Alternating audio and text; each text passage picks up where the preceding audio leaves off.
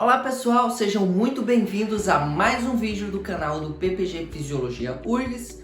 Meu nome é Thaleson Medeiros, eu sou aluno pelo programa e no vídeo de hoje a gente vai falar um pouquinho sobre sinapse. Você sabe o que é uma sinapse? Eu vou responder essa pergunta com outra pergunta. Como que um neurônio se comunica com outro neurônio? Bom, a ação acontece na sinapse, que é o ponto de comunicação entre dois neurônios ou entre um neurônio e a célula-alvo, como por exemplo um músculo ou uma glândula. Na sinapse, o neurônio pré-sináptico irá disparar um potencial de ação, gerando assim a transmissão de um sinal para outro neurônio, o pós-sináptico. Isso fará com que seja muito provável que o neurônio pós-sináptico dispare o seu próprio potencial de ação. Mas essa transmissão, ela é química ou elétrica? No final do século XIX e início do século XX, havia muita controvérsia sobre se a transmissão sináptica era elétrica ou química. Algumas pessoas achavam que a sinalização através de uma sinapse envolvia o fluxo de íons diretamente de um neurônio para o outro, o que caracteriza uma transmissão elétrica. Outras pessoas achavam que isso dependia da liberação de uma substância química por um neurônio, causando uma resposta no neurônio receptor, o que seria caracterizado de uma transmissão química. Bom, hoje em dia nós sabemos que podem existir tanto sinapses elétricas quanto sinapses químicas. A transmissão química, ela é muito mais comum e um tanto mais complicada que a sinapse elétrica. Então, primeiramente vamos falar um pouco sobre a sinapse química. A transmissão química, ela envolve a liberação de mensageiros químicos que são conhecidos como neurotransmissores. O neurotransmissor, ele carrega a informação do neurônio pré-sináptico para o pós-sináptico. Como você deve se lembrar da função e estrutura dos neurônios, as sinapses, elas geralmente são formadas entre terminais nervosos, ou seja, o terminal do axônio de um neurônio transmissor e o corpo da célula ou o dendrito da célula receptora. O único axônio pode ter várias ramificações, o que permite ser feita várias sinapses em várias células pós-sinápticas. Da mesma forma, um único neurônio pode receber milhares de entradas sinápticas de muitos neurônios pré-sinápticos.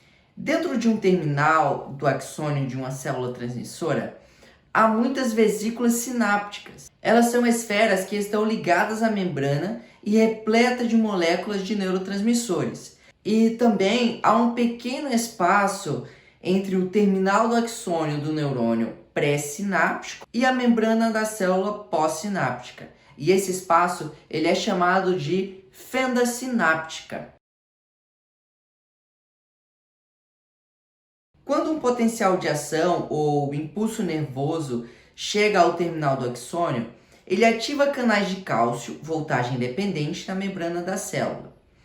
O íon de cálcio, que está presente em uma concentração maior fora do neurônio do que dentro dele, acaba indo para o meio intracelular. Os íons de cálcio permitem que as vesículas sinápticas se fundam com a membrana do axônio terminal, liberando assim o neurotransmissor dentro da fenda sináptica. E essas moléculas de neurotransmissores, elas se difundem através da fenda sináptica e acabam se ligando a proteínas receptoras na célula pós-sináptica. E a ativação do receptor pós-sináptico leva à abertura ou fechamento de canais iônicos na membrana celular. Isso pode ser uma despolarização, o que torna o interior da célula mais positivo, ou hiperpolarização, ou seja, tornar o interior da célula mais negativo. Isso vai depender do íon que está envolvido.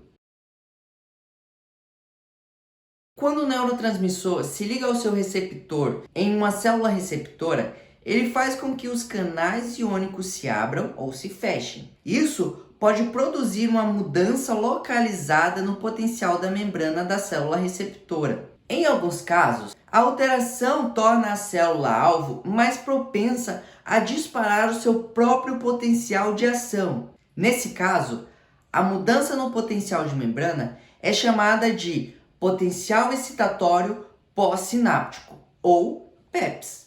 Em outros casos, essa mudança pode tornar a célula-alvo menos propensa a disparar o seu próprio potencial de ação, o que é chamado de potencial inibitório pós-sináptico, ou PIPS. Um PEPS ele é despolarizante, o que torna o interior da célula mais positivo, trazendo o potencial de membrana mais perto para disparar um potencial de ação.